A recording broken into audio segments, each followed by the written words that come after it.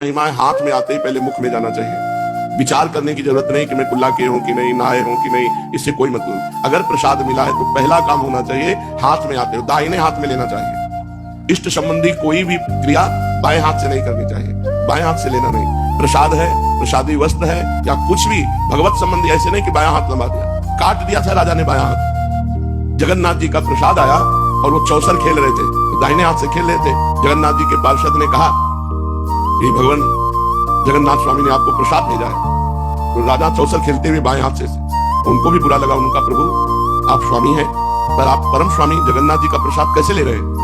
तो उनका होश है, तो क्षमा कीजिए चौसर में उनका दाहिना हाथ किस काम में आएगा? इसने भगवान का प्रसाद नहीं लिया, इसको कटवा दिया। पूरा चरित्र है उसमें, दाहिने हाथ को कटवा दिया कि जब तूने बाएं हाथ ने प्रसाद लिया तो किसी काम का नहीं, इसलिए कटवा दिया।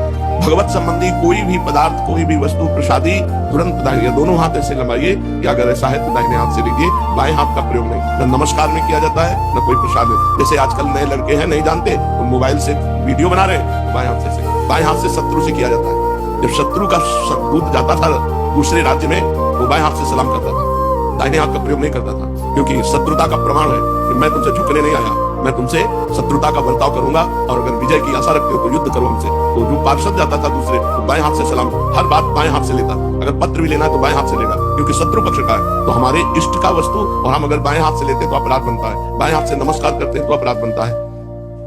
तो सबसे बड़ा